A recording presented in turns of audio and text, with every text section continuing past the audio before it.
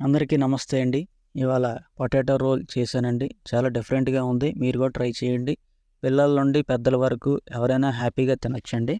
ఒకసారి వీడియోలోకెళ్ళి చూద్దాం ఎలా చేశానో రండి. ఈ రెసిపీ కోసం ముందుగా నేను మీడియం సైజు పొటాటో 2 బాయిల్ చేసుకున్నానండి. బాయిల్ అయిపోయిన పొటాటోస్‌ని తురుముకొని ఒక బౌల్లోకి తీసుకోవాలండి. కొద్దిగా కొత్తిమీర యాడ్ చేసుకోవాలి. మీడియం సైజ్ ఆనియన్ సన్న ముక్కలు తరుక్కొని ఇందులోకి వేసుకోవాలి. Half tablespoon red chilli powder, పావు టేబుల్ స్పూన్ చిల్లీ ఫ్లేక్స్, పావు టేబుల్ స్పూన్ పసుపు, half tablespoon chaat masala, అలాగే రుచికి తగ్గ ఉప్పు హాఫ్ టేబుల్ స్పూన్ వేసుకుంటున్నాను. మీరు ఎక్కువ తింటే ఎక్కువ వేసుకోవచ్చు. ఇవన్నీ వేయడం పూర్తయిన తర్వాత మొత్తం అంతా కలిపేసుకోవాలి.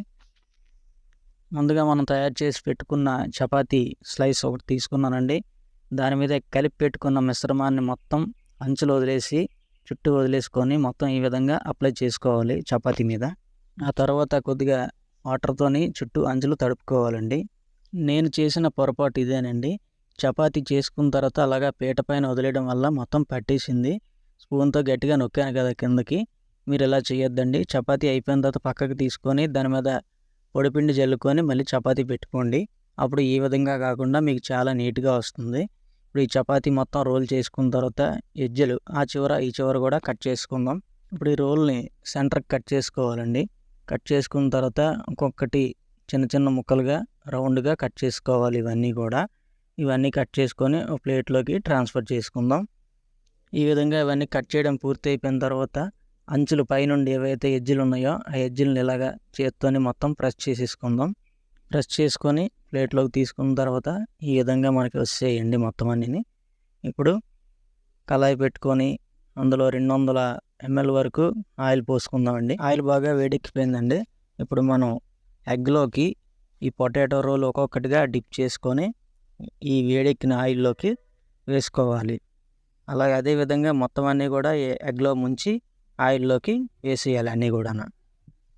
ఈ విధంగా అన్నీ వేసేసుకున్న తర్వాత ఒక పక్క 5 నిమిషాల పాటు బాగా వేగిపోనివ్వాలండి.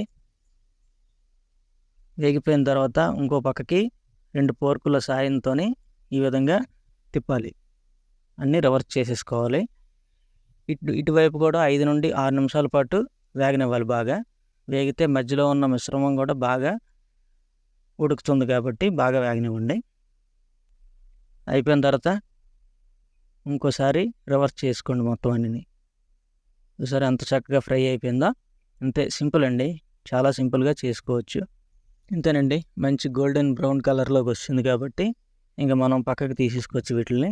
నేనైతే ప్లేట్లో టిష్యూ పేపర్ పెట్టుకొని ఇవన్నీ కూడా ట్రాన్స్ఫర్ చేసుకుంటున్నానండి. ఆయిల్ ఉంటే బాగా తీసుకుంటుంది కదా పేపరు. అందుకనే ఈ విధంగా నేను చేశానండి. మీరు కావాలంటే మామూలుగా తీసుకోవచ్చు. ఇంతేనండి. మన అమేజింగ్ పొటాటో రోల్స్ రెడీ అయిపోయింది.